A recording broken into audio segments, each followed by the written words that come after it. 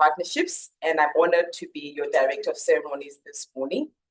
To kickstart our session, I just want to welcome and to appreciate our online participants as well as our physical participants. And if you can just draw your hands as we invite Professor Guru Shava to provide us with some opening remarks to set the scene for today's conversations. Thank you.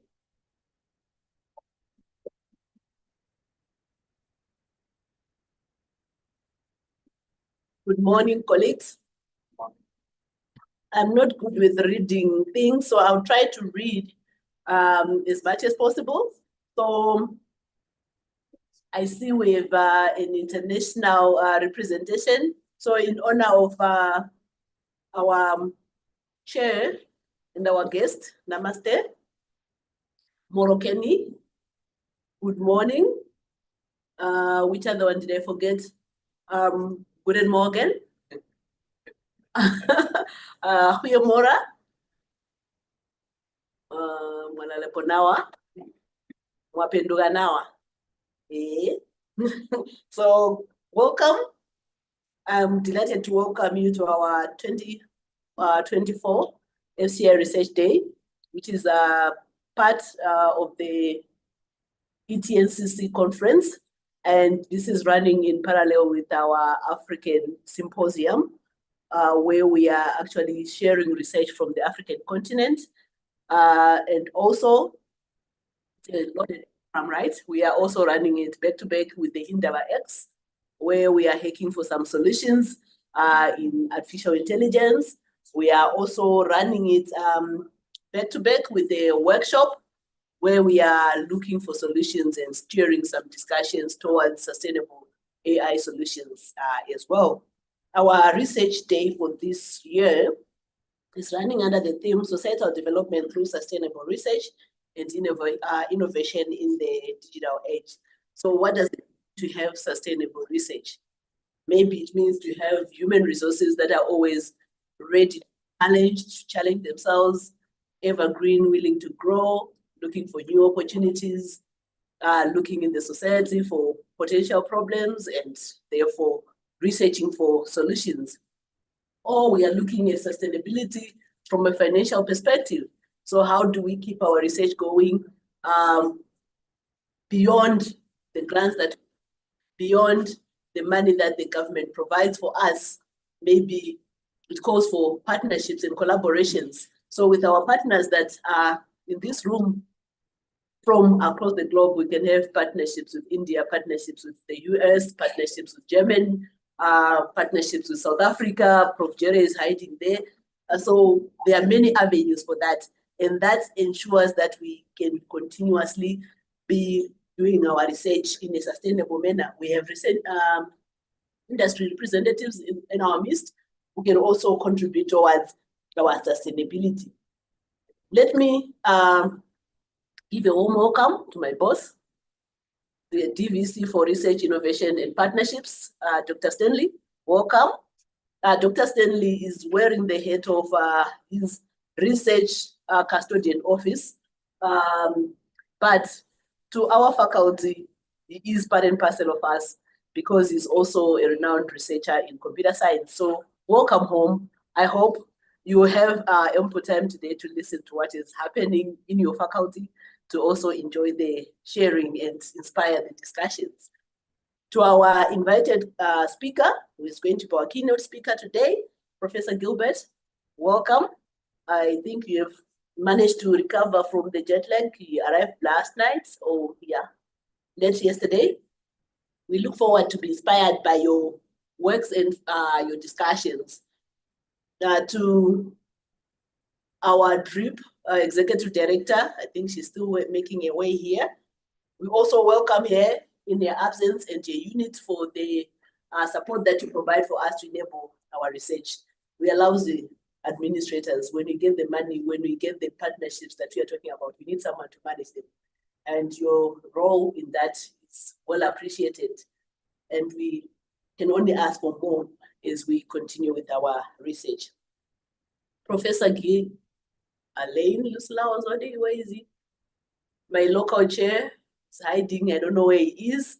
and he's supposed to be our vote of thanks. He's responsible for teaching and learning and technology in the faculty, and is the local chair of the ETNCC. So I hope he's making his way in to come and give us some closing remarks at the end of this session. To all our international guests, we've graced us with their presence. Welcome to our research symposium. I hope you'll be inspired by our discussions and you can also add value to those discussions. We look forward to your inputs towards the development of what we do in the faculty. Our organizers, we thank you so much for making this happen and welcome to your own event.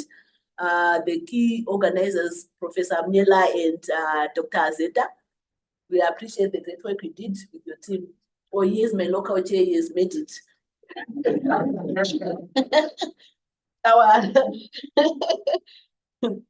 Our researchers, we look forward to you showcasing your work today.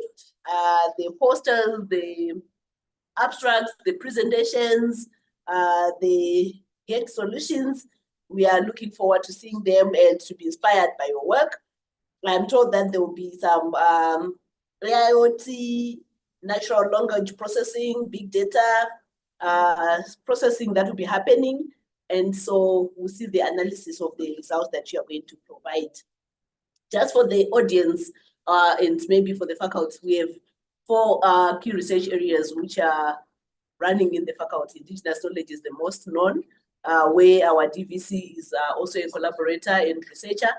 We also have the smart and secure communications, where our chair for HPC and education resides.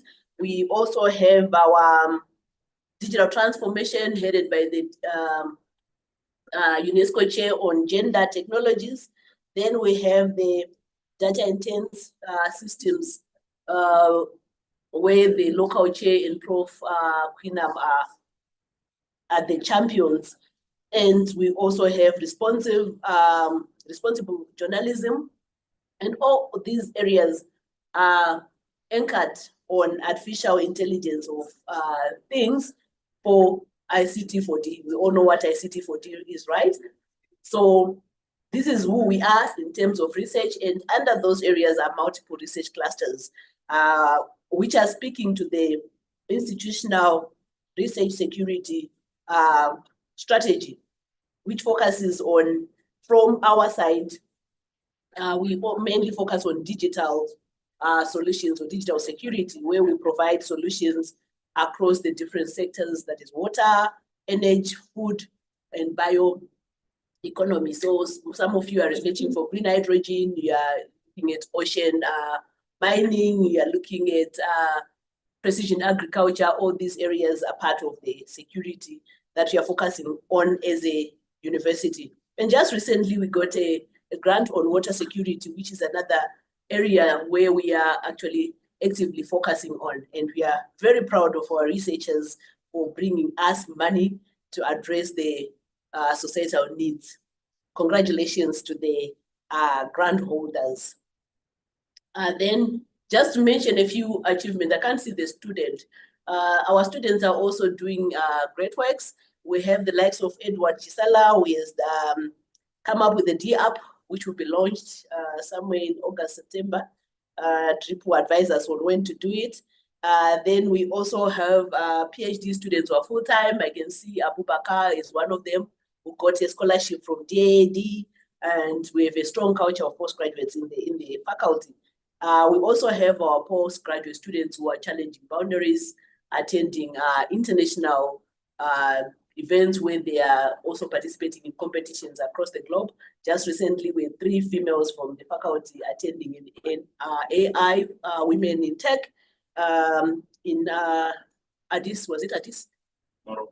Morocco, yes, thank you. Where they were also pitching their ideas. So we are super proud of that footprint that we have, and we believe we can have a bigger footprint.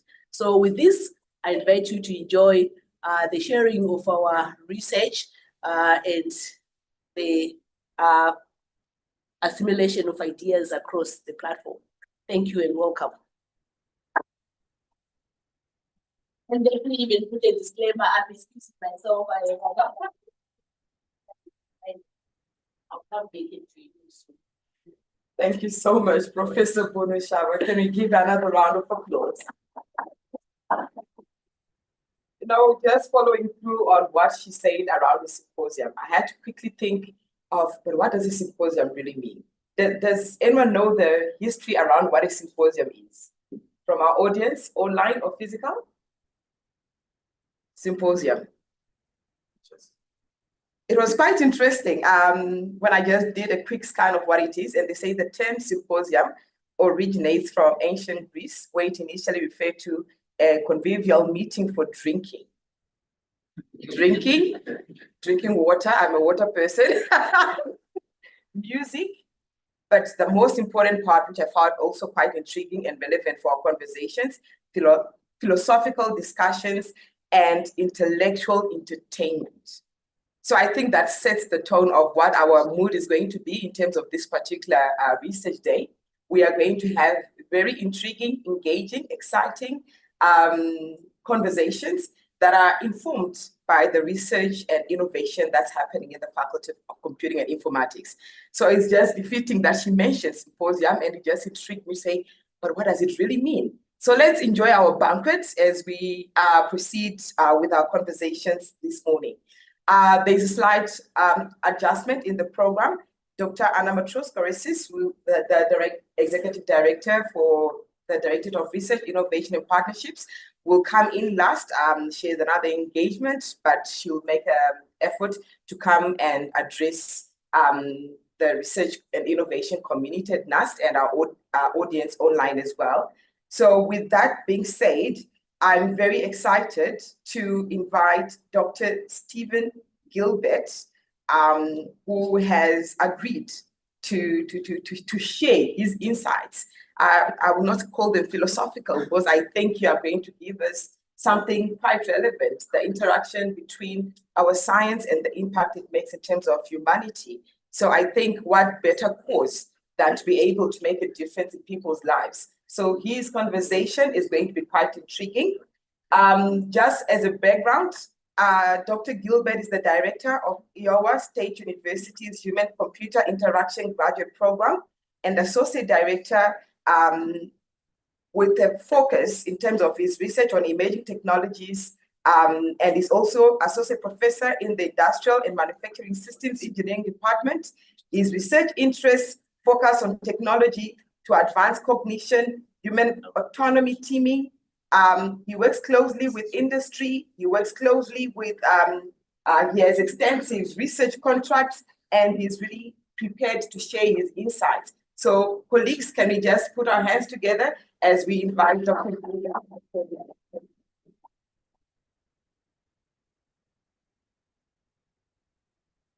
Thank you, thank you. It is so good to be here.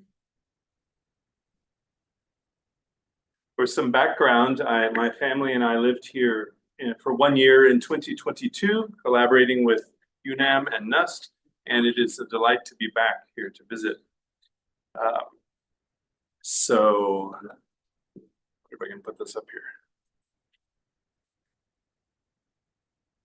Okay, I think that will work. So AI means a lot of things to different people. And for this talk, I offer you this definition. It's a system that can adapt. And it's going to adapt to context changes. And those context changes could be with the environment. The environment may change. You may change. The state of things may change. So if I am trying to be driving a Tesla, right, and the environment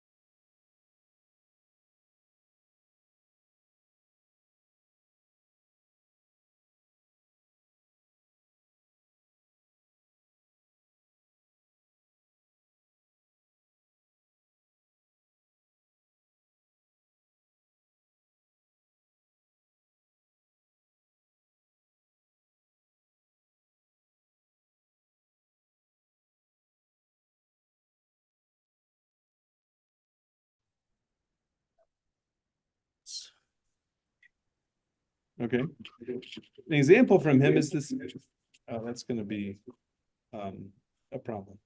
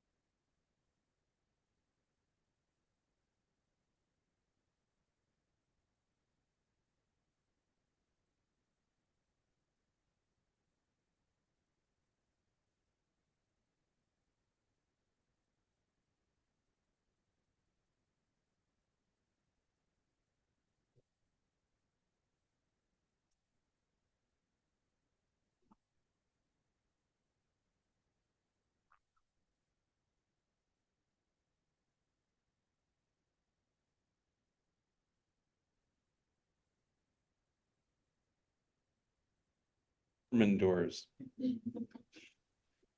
Good. And so here's an example of a Norman door where this bar, this horizontal bar, the affordances of the bar are to push. It is a very excellent bar for pushing. It has much space horizontally to push, and yet you have to pull this door. And you know, when you do designs, if you ever see signs that tell you how to operate the system, then that is a problem, right? Some of you may have been in a shared kitchen environment and there's a sign like, do not empty the coffee filter this way, or do not do that, right? That means somebody's design has failed. Here's another failure, a Norman door, where those handles are beautifully designed for pulling, but you have to push the door. So this means that the mental models are not matching the designer and the user. Another example are the cars that now, if you, on the newer cars, they will have lane correction and they will alert you when you are about to deviate from your lane. And many of them will steer the steering wheel for you. And so you're driving and all of a sudden the steering wheel starts moving under your hands and you are startled if your mental model does not include this capability. And you know, this is the first sort of interface. Many of the cars are using this interface where they light up the lane that you're being, you know, you're crossing. But you can imagine that perhaps in the future, this icon becomes much, much larger when the car is doing more control for you. You know, this is the first generation of this. So when the mental model of the user and the designer match up, the designer says, I have a system that will do this for you. This camera is a good design. Cameras do not do much except see. You know it's going to be round, it's going to have a lens, it's going to see something. And you know, if you know which end, it is a cylinder, I know, okay, which end is the looking end? I can tell easily. Beautiful design. If it matches, they can use it. So the goal in this, and you find these definitions in literature for probably 20, 30 years, we need to predict the user's understanding of the system so that I know if they're going to fail using it, so that I know if they're in a hospital, are they going to make mistakes? And it could be a life and death situation. If they're on a space station, about 10 years ago, there was a great example of this in Spain. There was a train crash on a high-speed train, and it was transitioning from the rural tracks where it can go faster to the urban tracks where it must go slower. And the trains have a black box, just like airplanes. And so they listened to what was going on with the controller of this train as the train was crashing. And he was on the phone to a crew member in the back of the train, essentially asking, where are we? And he was panicked because he knew that he had to slow down when we reached the urban area, but he'd lost track of where he was and they didn't slow down. So we need to be able to design systems where I can accurately predict how will the users use the system. And now with AI, it becomes much more about AI, either robots or AI agents. And people talk about human agent teams or HATs. Is there also a term human autonomy team or human AI team, depending on whom you ask? The terms are so new, the concept is so new, the terms are still settling out. You may have heard of also explainable AI. That is something we are questing for because many of the times all the deep learning neural networks and the convolutional neural networks are black boxes and we can't understand why they predict how they predict. So we need explainable AI so that if the AI says to a soldier, this is the bad guy, you must pursue this person, we need to be able to say, how did you decide that? And if it can say, they are in a brown van and we saw the brown van at 4 locations that are dangerous, then we can say, that's justified, I understand. But if they can't explain, then I don't want to act. So we need these mental models. I think this is an equation I'm experimenting with in my research. We don't know if it's going to work very well yet. What I would like to do is be able to measure your understanding of an AI. How well do you understand what Claude can do, or ChatGPT can do, or Alexa or Siri?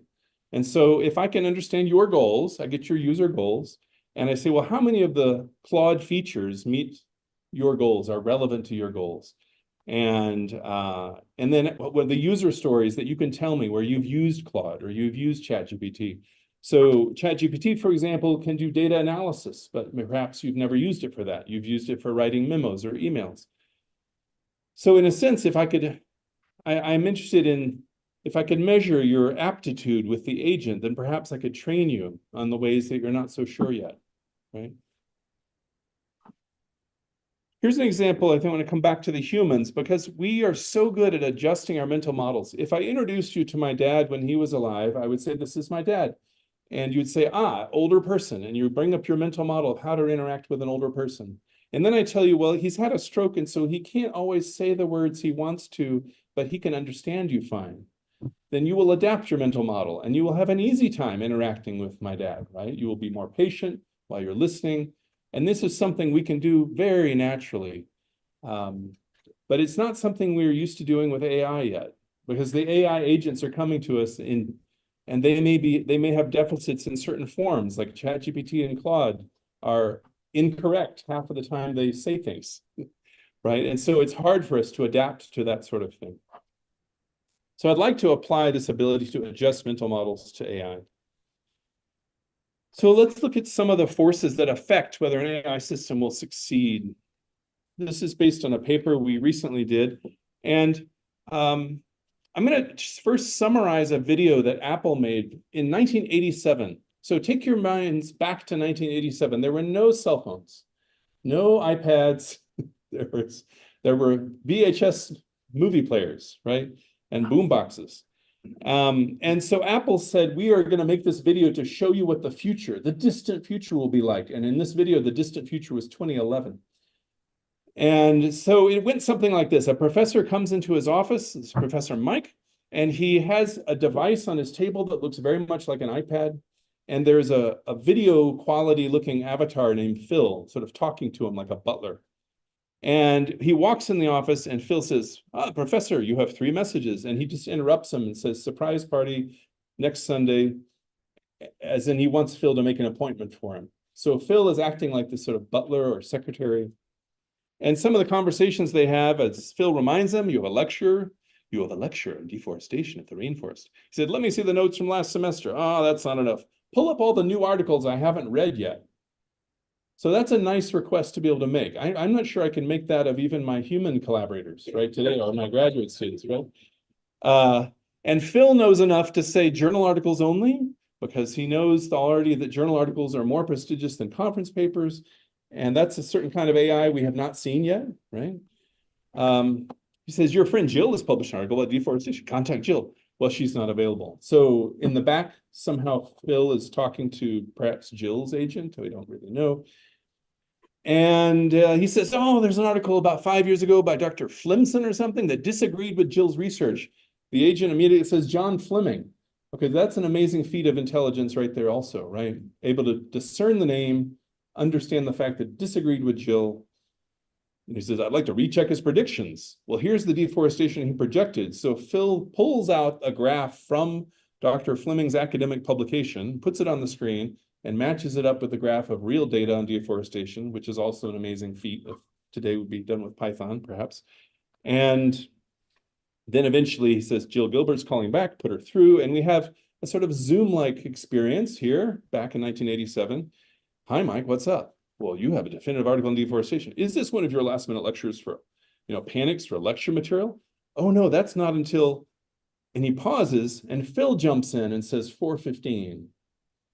And I want to pause a minute to note how intelligent that is. We have no programming that can do anything like that, because Phil, the agent, is following the conversational topic. following the thread of conversation and jumping in at the right time, right? Your friends and colleagues can do that, but we haven't seen any agent that can do anything like that, this follow the thread of conversation. I mean, we just got Claude and ChatGPT that can, for the first time, they can use pronouns, right? So I can ask for, you know, tell me a case about a 12-year-old boy who's learning the lesson of humility, and then it can tell you that story, and then it can say, tell me now about what he does the next day, and I can say he, and it will do the right thing. So these new tools can actually use pronouns, but that's a major achievement.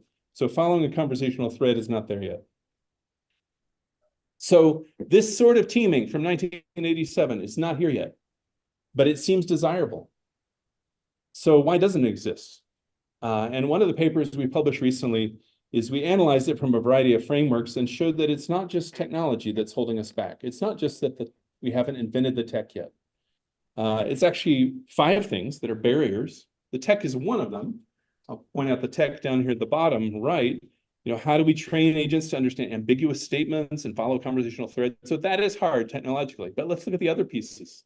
The trust, right? Does Phil really know enough about my life to communicate on my behalf? Is it okay if I say, Phil, make me an appointment to the doctor about a confidential medical issue I have?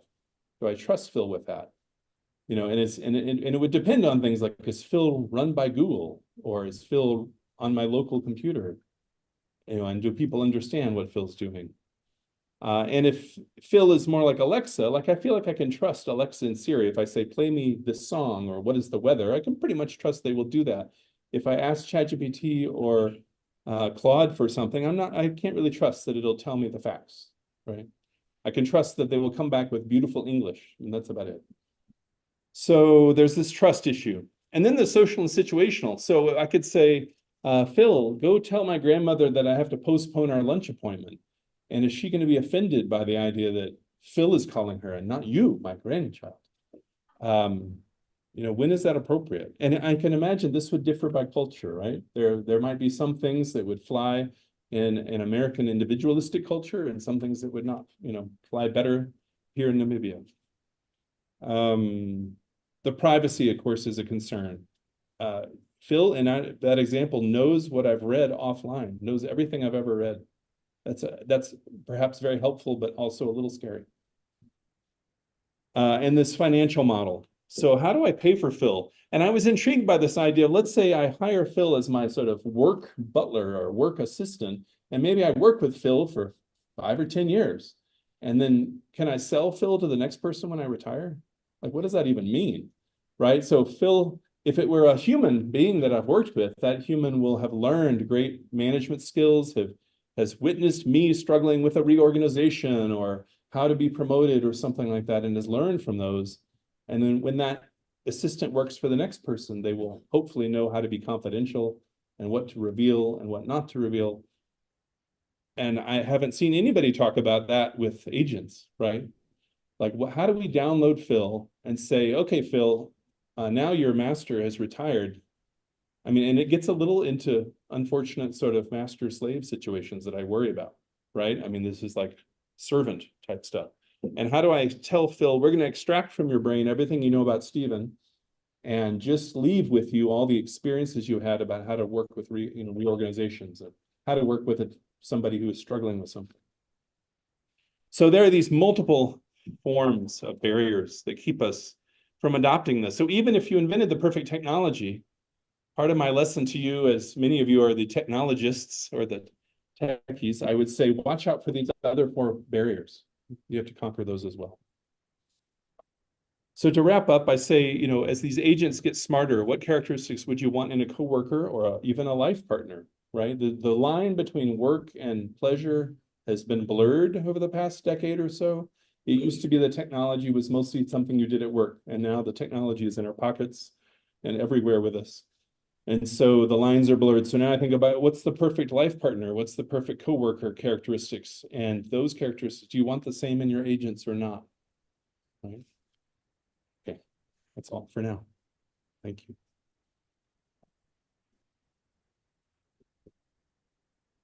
Are we doing questions, or we can move on? I was actually going to request that I'm sure people want to engage and have a conversation around your dissertation. So I'll just invite some comments, questions, or any feedback that you might like to know. But thank you so much, sir, for an insightful presentation. Yeah, I'm not sure. I'm standing behind the pillar, so I can't see everyone. Okay, I'll start with Benjamin coming forward. So in that order, Benjamin, you, sir, and Dr. Shao. Thank you. Good morning. Morning. Yesterday, I was thinking about something before this came up. You know, you work in an organization for many years, and then when you're leaving, you are let go of your Microsoft Outlook. Everything you've learned, everything you've built, the organization just disconnects you from that. And I was like, now that this historical data are becoming useful, what happens to all of that? And that now speaks to this, like, so, I mean, that's a whole copyright of power or knowledge, which is unique to you. So how do we separate, don't you see that as an issue as well? That the line is no longer blurred. I mean, it's a thing now that you can't say, because you paid me to develop all of this over time. How do we now navigate that? That's something I'm thinking about, like what you do, even academics, like all the things you build over time, and technology is built on it right now. How do we navigate that blurred lines? Like, because now can I say, no, even though you paid for me to do all this work, or even though I did all this, I need to carry it along because there's a lot of knowledge in it. There's a lot of nuances in it. So that's the question I'm trying to ask. That is an excellent question. I think it is a very important struggle to have. It used to be in the old days, the company would say, whoever is paying you owns what you produce, and they keep what you produce. But now it is like, oh, I've built up relationships with my colleagues at NUST, and I've built up knowledge about how to use these open source code bases that you don't own. And so how do I keep that and extract that? And so much of, many of us are using the computer more and more as memory. You know, I have trouble remembering everything, so I type it up and I put it in the memory of the computer. And so I would like to be able to take that memory with me, right? Take my notes with me. And some organizations might say, no, you can't do that. Right? Because Copilot is now built into your PC. Right, right. I can only say it's a struggle that we need to really grapple with. Yes. Agreed. Yeah. Thank you so much. Yes. It's I'm very interested about skill, and it seems like a very useful technology to have. So my question would then be, how close are we to having a working field as presented by Apple? How close are we to having a working fill as presented in this video? And this video, by the way, the Knowledge Navigator video, you can just go on YouTube and watch it. It's about 6 or 7 minutes, and it's quite intriguing what they thought of in 1987 when there were no, you know, cell phones or iPads yet. When you see how close, it is hard. You know, we got, at the end of 2022, we got ChatGPT and Claude and this sort of thing, and it was a major step forward, not incremental, but transformative. So it could be that we get a sudden jump like that again. But this idea of understanding a conversation thread, I could imagine that that's coming relatively soon, you know, in the order of years, maybe 3-5 years. So I think, and then the question is going to be, who's storing all that fill information? Like, who owns fill? Where is that cloud of fill? And is fill in my pocket versus, you know, one of the funny things in the 87 video is that the professor walks in the office, opens this iPad-like thing and talks to Phil on it. And then when he goes to lunch, he leaves it on the desk because there's no concept of mobile technology yet in 87. And I'm like, why would you leave Phil on the desk? Phil should follow you around right now. So now we have all these versions of Phil. And I have a former student who runs Siri. He's responsible for Siri at Apple now. And he says there are different versions of Siri and people don't understand. You know, there's like cell phone Siri. There's desktop Siri that's smarter, this sort of thing, but they haven't made an effort to communicate that. So I guess this is not getting directly to your question, but I think it's coming in the short year. Thank you so much. And I just request when you make your intervention just to briefly introduce yourself. Dr. Howard, please go ahead. Right, thank you. Dr. Staro, so my question I say, people also leading on from, said, I wanted to find out from the, most of the mental models that we have, they are situational and they're emotional, depending on the environment.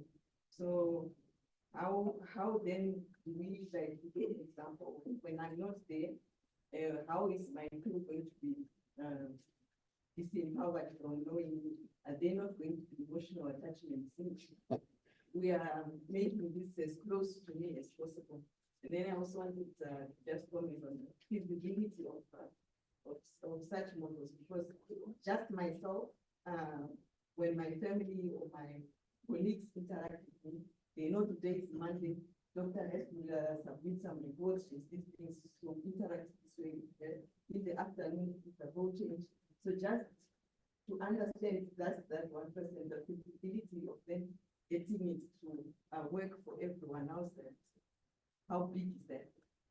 Yeah. Great questions. So this emotional attachment is interesting. And as an example, with ChatGPT right now, and I've noticed it seems like my Namibian colleagues use Claude more. Is that true? People use Claude. Who uses Claude? Anyone? No. Who uses ChatGPT? Anyone? Okay, ChatGPT. Okay, so Claude is British, and I have some friends who are like, oh, Claude, and others in ChatGPT. Okay. So with ChatGPT, you can type at it, right? But you can also enable the microphone in your cell phone and you can talk to it and get this voice that sounds like the actress Scarlett Johansson talking to you. And it's remarkably good, the voice. I mean, it feels like a female colleague is talking to you. It's a little startling. And I was interested in how I interact differently when typing versus speaking, right? So I'm trying this out, and I found myself on the speaking and really wanting to say thank you. It was a lot more personal. I was using more informal language, and I just felt this natural urge to say, oh, thank you. But I'm not saying thank you when I'm typing, right? It's crude. So it brings out these things about the emotional attachment, right? And it could get very odd. I think part of the paper when we wrote this is to say the metaphors for this should not be like butler or secretary, because those are human metaphors. I mean, we can draw on them, but what's really odd about these agents is that they never tire. And they never worry about overwork. And so you really can almost do what would be called abuse with a human colleague, right? You can overwork them. And is that going to be okay? Right? There was, some of you have seen these videos of the robotics, the Boston Robotics. Would be a robotic dog or a robotic human doing things. And there was a robot, one of the first robotic dog videos, they wanted to show off how the dog could be bothered or jarred and still remain balanced. And so the engineer kicked the robotic dog, and there was wide outcry about like, don't go kick the dog. And he's like, well, it's a robotic dog. It's yeah, but people were like, oh, if you kick the dog, it's going to lead to kicking real dogs or violence later. I've heard other parents say, don't yell at Alexa. Don't tell Alexa to shut up, because it's going to be training for humans, right? So this is this odd difference with the emotion. What was your second question? I remember it being good, but then I lost track. I was asking on the field learning about yes, the in-person. Yes, the in-person. So there's this field called affective computing, where the computers are supposed to know what are my emotions. And this is particularly important if I'm doing driving. The driving is going to monitor me. Am I tired? Am I stressed? Or if I'm a surgeon and the technology is trying to say, hey, surgeon, you're too tired, you need to stop and pause, you need to rest. And so we have good ways to do that. We can censor up people, you can watch people with cameras. A single camera can detect your heart rate, believe it or not, because when your heart beats, your face turns slightly different color in the infrared spectrum. So the cameras can watch us. And so they can learn from that. We know that that's important, though, to include in the software. That's why it's more dangerous to talk on a phone in the car than it is to talk to a passenger in the car, because the passengers in the car know that you're in traffic and that you will struggle a little bit, so they back off. But on the phone, the person doesn't know you're in traffic. So the talking on the phone is more dangerous. Yeah. So I think we can do that, but the developers have to remember that they need to do that. I've talked enough, surely. I'm also inviting the online participants. Professor Kamundani, do we have any hands? Do we have any written inputs? Not any so far. Okay, can I just take two more questions, then we wrap up and continue with the dialogue? Thank you for indulging us. Absolutely, yeah. Yeah, I'm also from the Department of Computer Science. So I learned last year, and was it last year or last week or last month, I can't recall exactly, that there is a robot who commits suicide. A robot that Commits suicide. I think in Korea, somewhere. they commit suicide? Yes.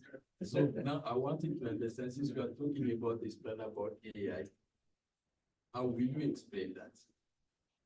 Wow. Is it really a suicide or was it programmed? Yeah, I think so far they're all programmed to do this. You know, I heard a talk by the head of Google's computer cluster, and he said, you know, it hasn't developed consciousness yet. But so I don't think there's any mysterious things going on or sort of magical things yet.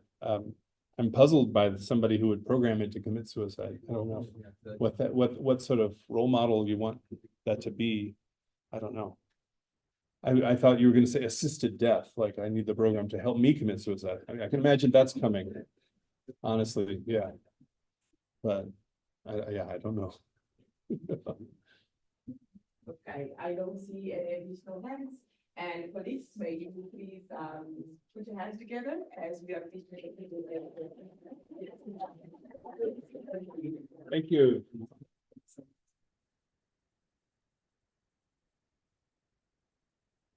Moving ahead, as I indicated earlier, we are going to have a presentation from Dr. Anna Matros-Goresis, the Executive Director, Directorate of Research, Innovation and Partnerships, to speak to the technical support that is available to our research and innovation community here at NAST. She will give insight as to the angle she wants to take. We are all looking forward to hearing from you, ma'am. Thank you so much. The podium is yours.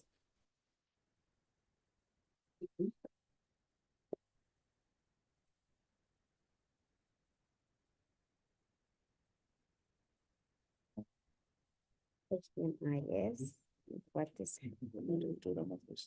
yes. Are you on Zoom? What do you mean? Also the online thing.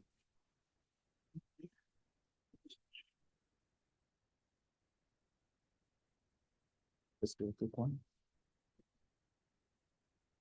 Or should I just? That's what you mentioned.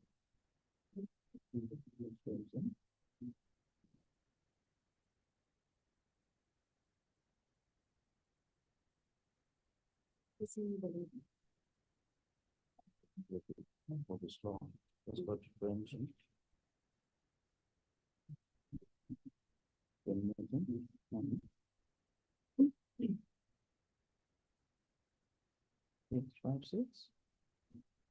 What was that? 0, 5. 0. Yeah.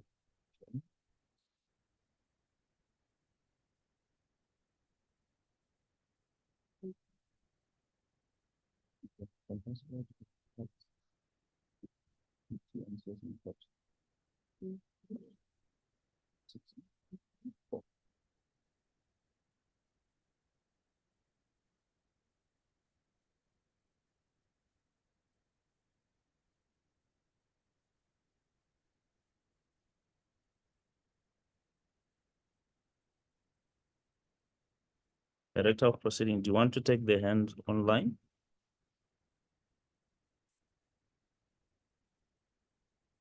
Director of Proceeding, the hand online. There's a hand online. Please, by all means, take one. Thank you. Yes, Patel, we see your hand. Do you want to proceed? Is it a question? You might have to unmute because you're muted.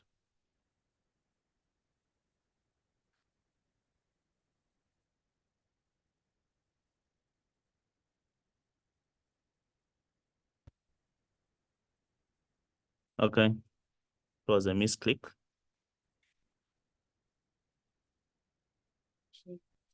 Yeah, sure.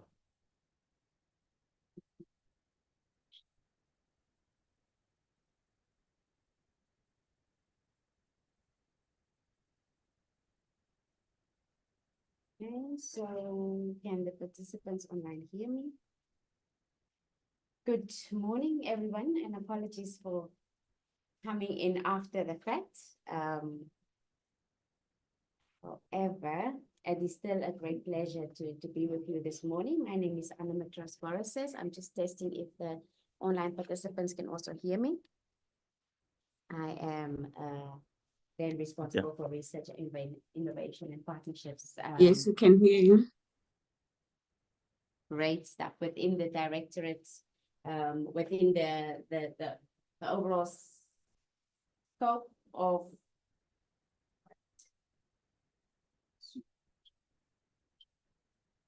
not.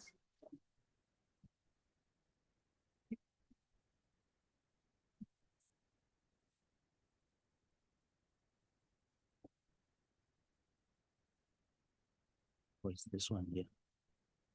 Must I continue? No, that's fine. It's YouTube. You're good to go. So is this what they see? On YouTube, yes. Oh. Mm. Okay. Yeah, All right. so that's all huge. Apologies. I hope we are all now on the same page. So basically, the directorate falls within, what do I say, overall support services within the university, situated under the DVC Research, Innovation and Partnerships. So I will try to keep it very brief, but also try to engage with the faculty members that are here, as well as some of the students, just to see perhaps some of the information that they may or may not know about the research landscape and the innovation landscape within the university. Now, I always start this here with my presentations with the late president adapting this 2024 as the year of expectations. I start like that just to say that, yeah, there are quite a number of expectations, especially from a research innovation perspective within the university. But be that said, it's also the same for the country. And so we obviously just align with that. My outline for the presentation will basically follow the 4 elements that we have, which is also guided by our strategic plan. Now, I wanted to start with that level because whatever we do within the university, at least for the next or for the past 5 years or the next 5 years, is guided by our strategic plan. And for those within the management, maybe of the faculty, but also those, the students and so on, it's important that we all know the common direction in which we're working towards. As NAST, for the participants online, we are obviously a very responsive university, striving to align with our Vision 2030 in the country, which is to be an industrialized nation or knowledge-based nation going forward. But our strategic plan basically then speaks to a couple of goals, and I'm not going to go through them, but the bottom line is that we are basing these goals within an enabling environment that speaks to our research and innovation landscape, which I'll touch on a little bit. Then, of course, our people, infrastructure, and systems. And when it comes to systems, I will touch a little bit more on what we do as a directorate. Under each one of these elements, basically, there are various key areas that we need to look at when we're talking about whether we're a faculty.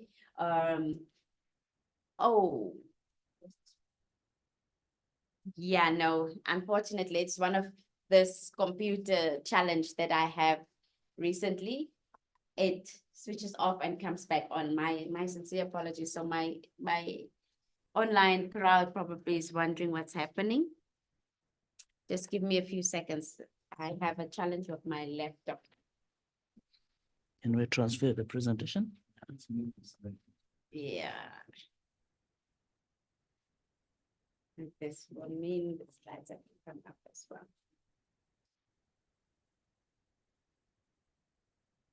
You have a stick somewhere. That's what I'm trying to hunt for.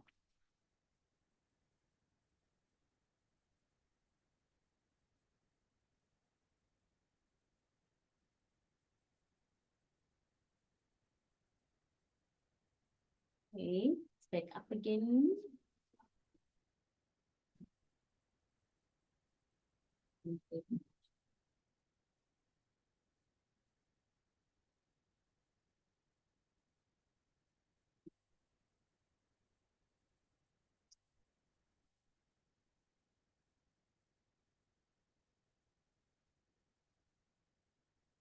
Ready, you have a stick there? This is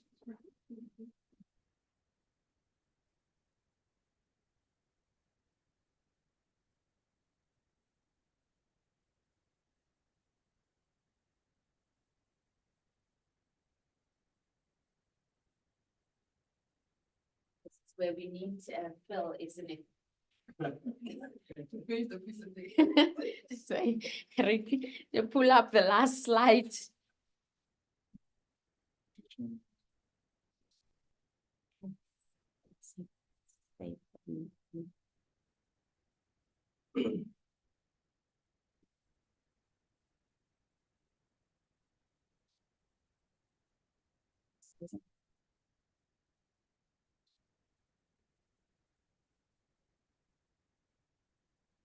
Okay, so be that as it may, so what we're looking at, especially within the research and innovation landscape, we are trying to promote that when our researchers start engaging with, before they even start with looking at their research and what they want to achieve, they need to look at basically what is the impact that you want to achieve. So with your impact sort of head in mind, you now start embarking upon your research and say, ultimately, this is what I want, this is what I'm working towards. And so, and then you start designing your research, but obviously aligning it to whatever you want to achieve at the end of the day. So having said that, so I'm gonna just continue from where I stopped with the four elements, right? So under research and innovation, that particular element, we have looked at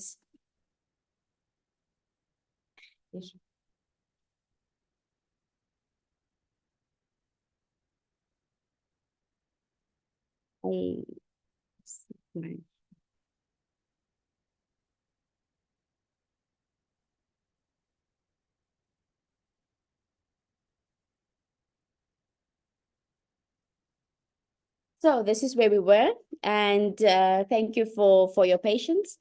Let me move to the next slide. So in terms of research innovation landscape within the university, we have established at least 6 niche areas that all faculties, we've got 4 faculties for just for information's sake. So all these 4 faculties are then I don't want to use the word required, but the 4 faculties must align their specific faculty-based research to our institutional niche areas that we are following.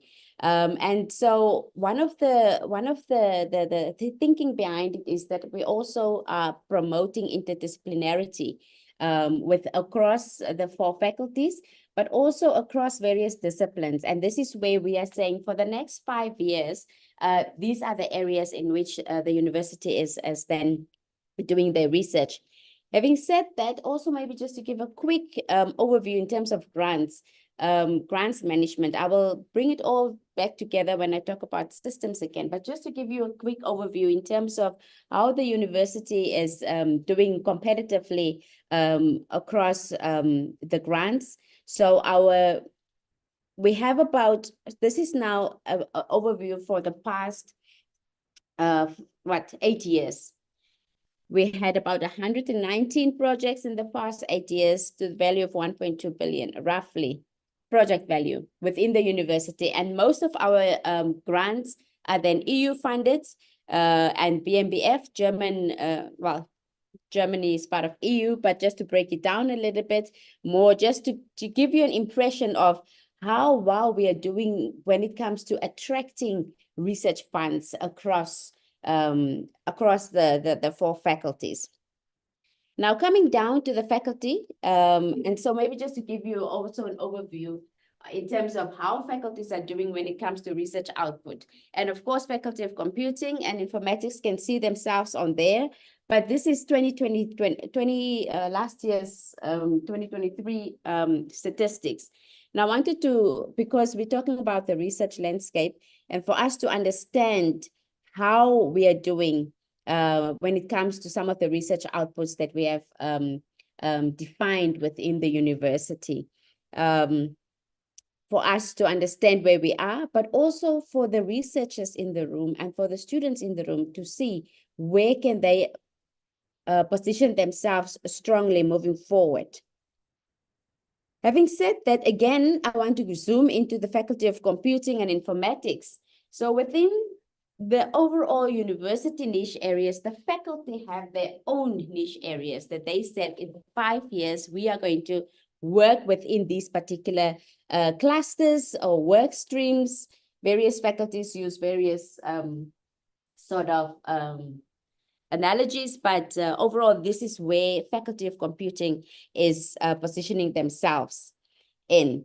Now, remember I showed the grants that we have achieved. Out of those, 16 of those grants were based within the Faculty of Computing, and that was about 71 million worth of value of those projects. We have currently 2 contract research projects within the faculty, and that's about this is Namibian dollars, roughly 1 million worth of contract research projects running within the faculty. And then we've got currently 4 new projects. So you can see the decline. If I had to draw a graph of some sort, you would have seen that the decline in terms of research grants that are being acquired within the faculty, and also for various reasons. The faculty management is in here, but this is just for the faculty to understand where they are in terms of grants, research projects, contract research. And again, for us to reflect to see how can we maybe increase our research output, our research volumes, or where as a faculty, what are the targets that we want to achieve as we're thinking of next year, next 2-3 years, and where do we want to position ourselves? Out of these projects, again, just the profile that we've drawn is just to look at those are covering 3 of the institutional niche areas. So again, the faculty, especially Faculty of Computing, has a great opportunity to be cutting across all the niche areas. But at the moment, we are concentrated in 3. That's digital humanities, indigenous knowledge systems and sustainability, and the WEF nexus. There are some projects within the water, energy, and food nexus that the faculty is covering. Okay, so in terms of infrastructure, now that we know where we stand in terms of faculty, so some of them, maybe just in general, NAS does have great state-of-the-art facilities, laboratories, and so forth, that again does not preclude or exclude the Faculty of Computing. In fact, it provides a great opportunity again for us to work together across the various faculties. And I think in some conversations that there were, maybe the DVC can help me, where we said that as part of service courses, we are looking at introducing data science as cut across for all the faculty, so that becomes the new sort of bloodline that we are promoting. But that is maybe still in discussion. But just to maybe highlight also the postgraduate the facilities that are available for postgrad students. And now I'm talking higher degrees, masters and PhD students, that obviously within this particular space where we are, this is where the postgrad students can convene, and they have facilities that they can align with. Within still the infrastructure component, we do have 6 institutes and centers. Let me just say first, we first have 6 centers within the universities. I will not go through them, but again, it is just for us to know that we have these centers of excellence within the university, and the opportunity to collaborate within those for this particular faculty is huge, right? And then we've got institutes, as well. And here, yeah, okay, so in the previous one, you would have obviously seen the inset center, doctor, where it was placed, but then again, also to understand the institutes within NAST, and with institutes, of course, the opportunity is there for to offer courses. So with centers, it's more sort of looking at research and how, you know, sustainability and autonomy issues. But with institutes, you actually can then offer courses. And this is what we have with some of the institutes within the university. Still, in terms of infrastructure, HTTPS, where we are, High Tech Transfer Plaza Select, is basically it's both a physical infrastructure and virtual, where we are looking at creating this technologically inspired ecosystem where we are bringing together our students, our experts, our researchers, our development partners, our industry partners, and saying, look, Namibia is small enough. Let's all gather in one space and work together on various research goals and elements that we want to achieve. And obviously, let's leverage on the benefits that we have, the technological benefits, capacity development benefits, but also internationalization benefits, because we've got, all of us have, like the previous speaker was talking about, we have our relationships built up, we have our partners established. And so this particular space also then promotes further engagement in that space. As you all know, we have MTC as one of our anchor tenants within the building, but also in terms of research promotion, innovation, digital transformation research that is taking place, they are quite key. Then we've also have our SGSP, SASCAL Graduate Studies Program, where we've got about 15 students dedicatedly funded by the German government to work on security issues, water, food, energy, and digital security issues, and so forth. This is just to indicate that we do have this kind of infrastructure. Yes, so then we've got outside of Windhoek, and this is again just for all of us to sensitize ourselves. We have our Technovation centers, Technovation parks, and this is also where we are really promoting university industry liaison. And so we've got our satellite campuses in that space as well, operating. And I'm sure the DVC will speak a little bit more of it, because it is quite close to his heart. And then, of course, people. Yesterday we talked about UNESCO chairs, and we have of course, the privilege of having our UNESCO chair of high performance computing with us. We do have 4 chairs now within the Namibian, or within the university. Yesterday, I think we said that they are all in faculty of computing, not all of them are in faculty of computing. We've got one in faculty of health, where it focuses on the water research and so on. And this one that's pending, it has been confirmed. It's pending for launch. So that's what we're working towards. And then, of course, the people. You will recognize yourself in here, maybe just to highlight in terms of the faculty where we are. And I wanted to, maybe if Heike was in the room, maybe not, okay. Congratulate her and her team that they have scooped up a couple of awards last year. And so it's important that we celebrate the small wins and promote the researchers, and also bring in that whole mentorship element for the early career researchers to follow suit. And so Heike last year was ranked 7th researcher in the country, 2nd researcher in the university. So I just wanted to highlight that we do have faculty that are being ranked, and this was the HDI ranking system that we are using. So that was last year. So this year we'll have to see. I think there are some couple in the room that maybe have also come up.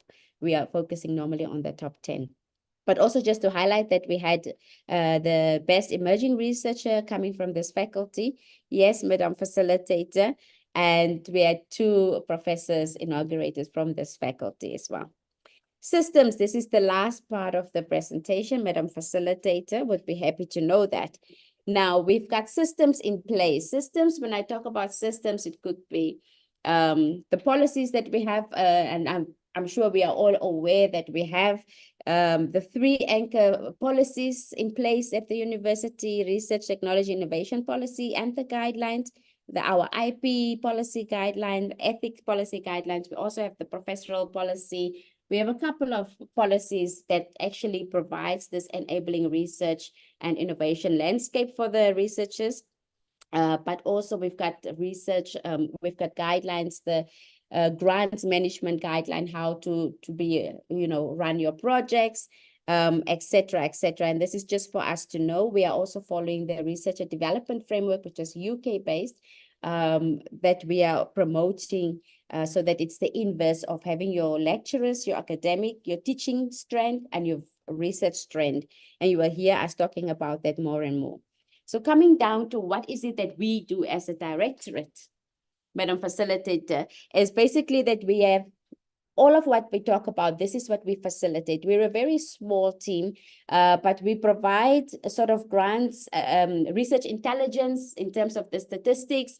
Under the research support leg, we have research grants management, where we've got 2 things. One is looking for research funding out there, but also monitoring those funds when we are successful in getting those grants.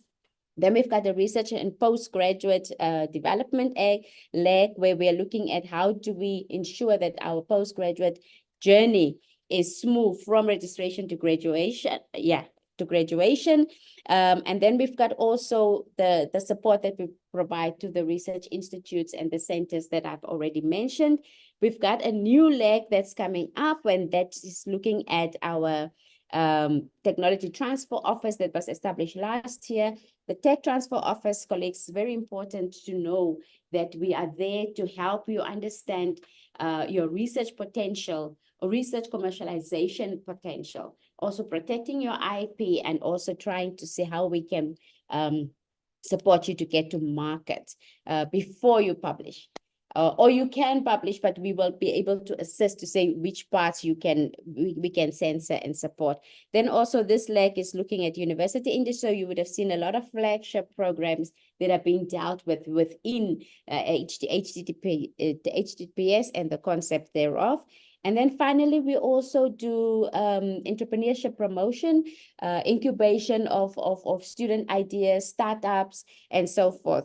So that is basically what we do. And this is what I just basically said, that we then pulling everything together, we then take research to market. And that is basically our function as the directorate. Some of the colleagues will recognize this. I will not speak too much of it because we're talking of technology. I thought of just pulling this up, and this was something we did under the auspices of the 4IR readiness.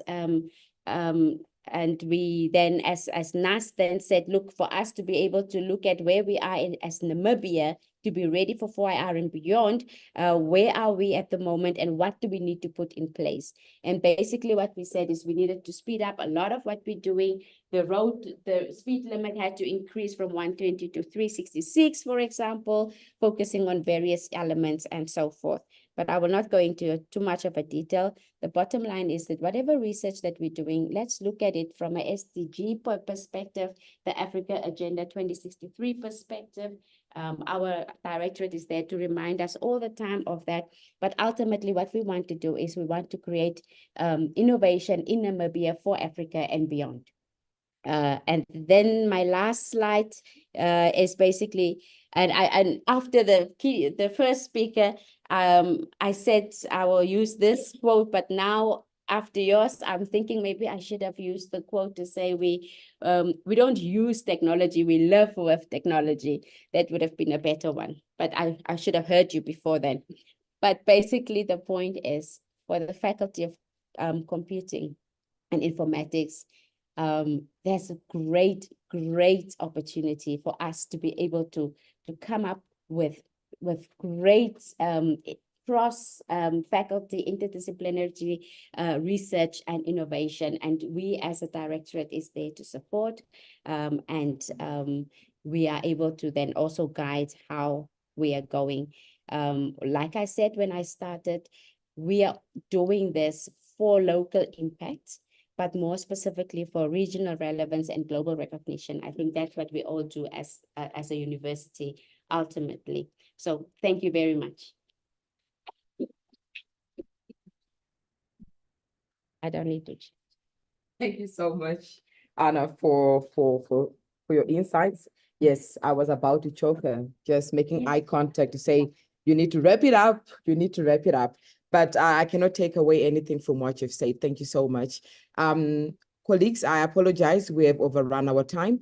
If you could just bear with us, and I'll invite to the podium our Deputy Vice Chancellor, Research, Innovation and Partnerships, Dr. Colin Stanley, for his remarks. Thank you so much, sir.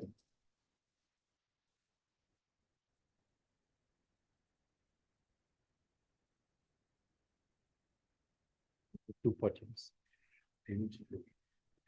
No, I don't. No, this is my speech. Maybe we should be compared for this one. I'm not shocking anything. Not because there we go. This one?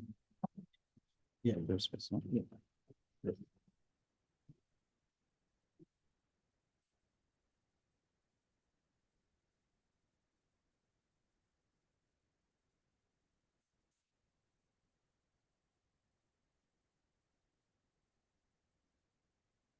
All right, thank you. Thank you so much, Director of Ceremonies, Madam Nyani. Good morning, colleagues. It feels good to be here home. I will cut my speech very short, but on extension and the protocol already established.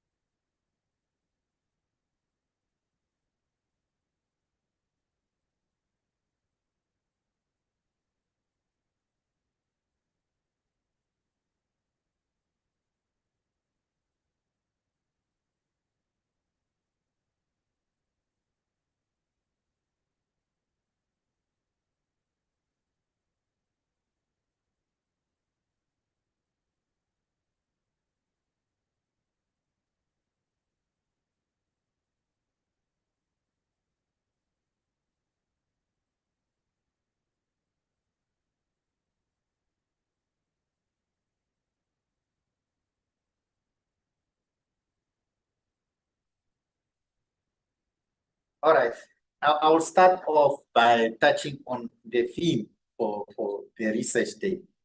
The theme is societal development through sustainable research and innovation in the digital age. So societal means society. Societal development through sustainable research.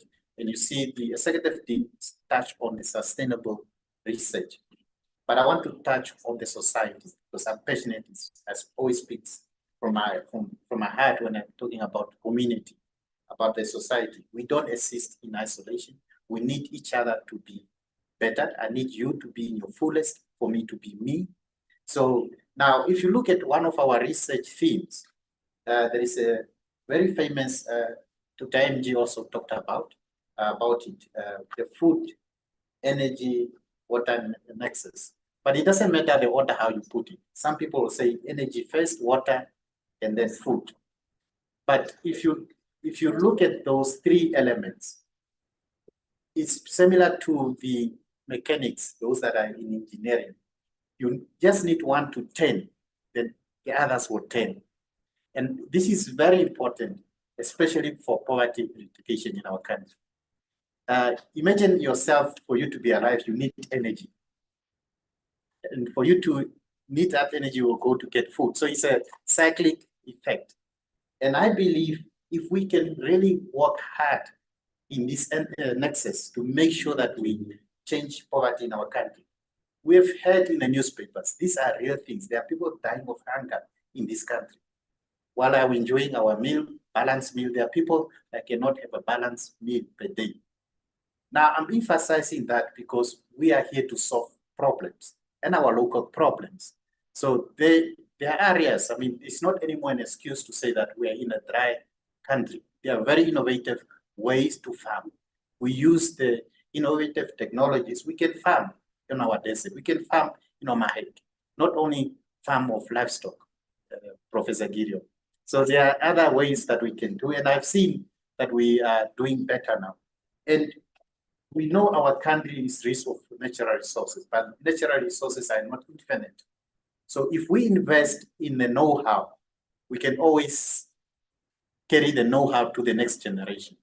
The know-how on how to manufacture things. So this is what will make our country to sustain. So the sustainable research is in the know-how.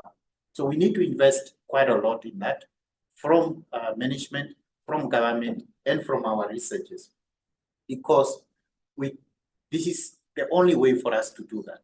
So, and we have started to change the perspective of that, even on our research infrastructure. We are talking about science parks that allows learning factories for our researchers and our industries to come and improve ways.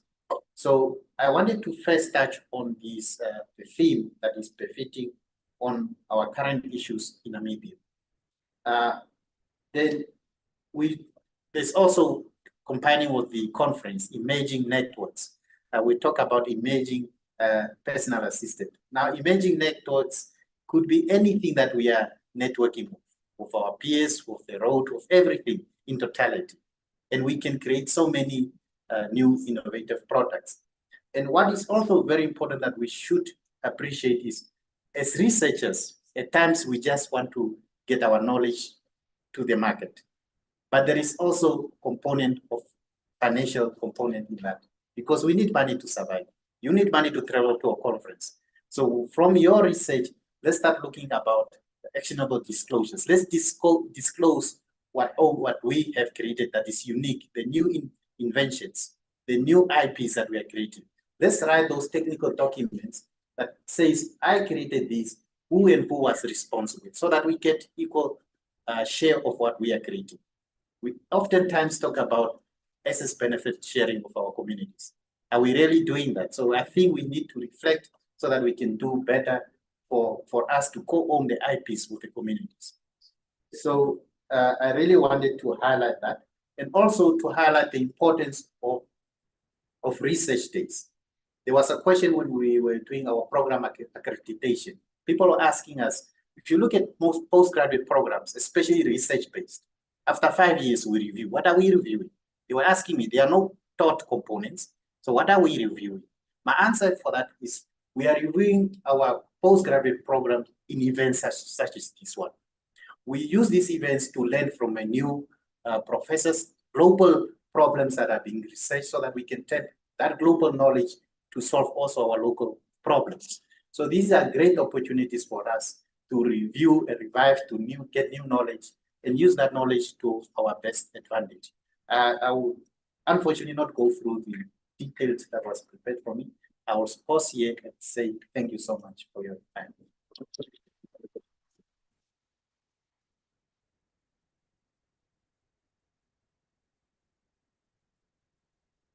Thank you so much, Dr. Colin Stanley. I think we got the message, and I think it's equally impactful. At this point of time, I'm going to invite Professor Zodi to do the vote of thanks. Thank you.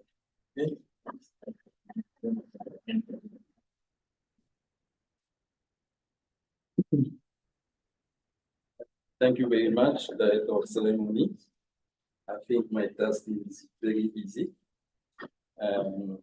and so on on, because I need just to deliver the vote of thanks.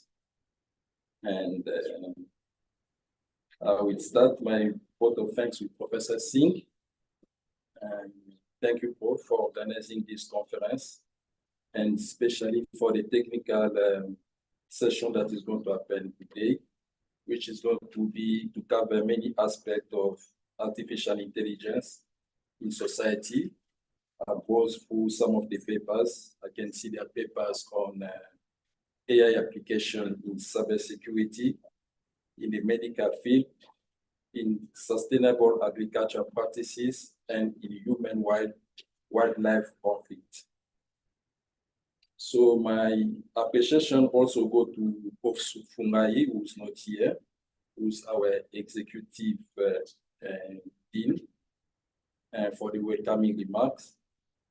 And then is it Dr. Stephen Gilbert or Professor Stephen?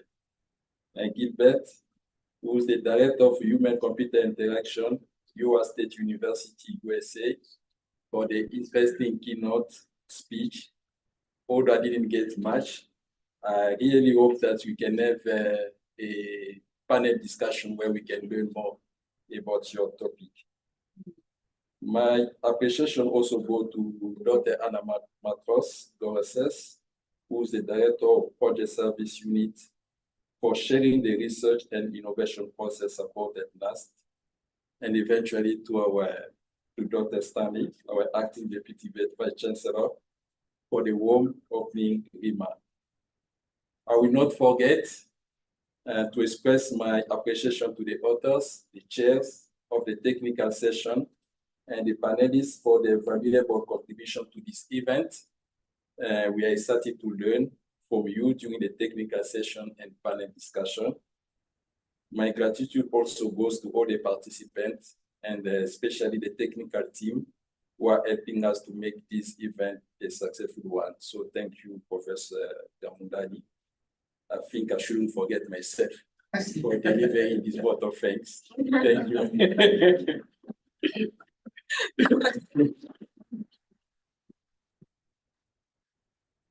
In the true tradition of Africa, I'm going to invite Prof. Singh to extend a small token of appreciation for our guest speakers, for the presenters, and to just appreciate our audience. Really, thank you for being a great audience this morning.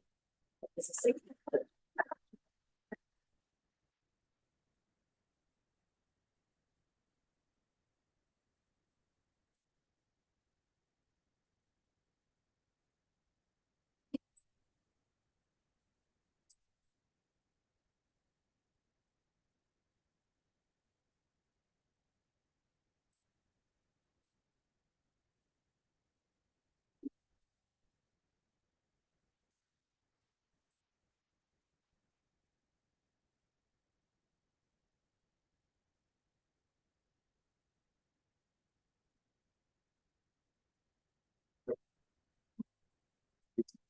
Somebody's inside here.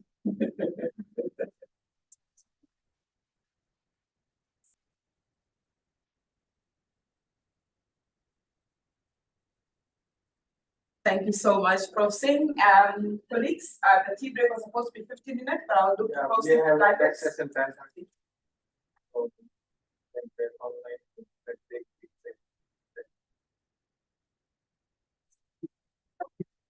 Enjoy the rest of the day.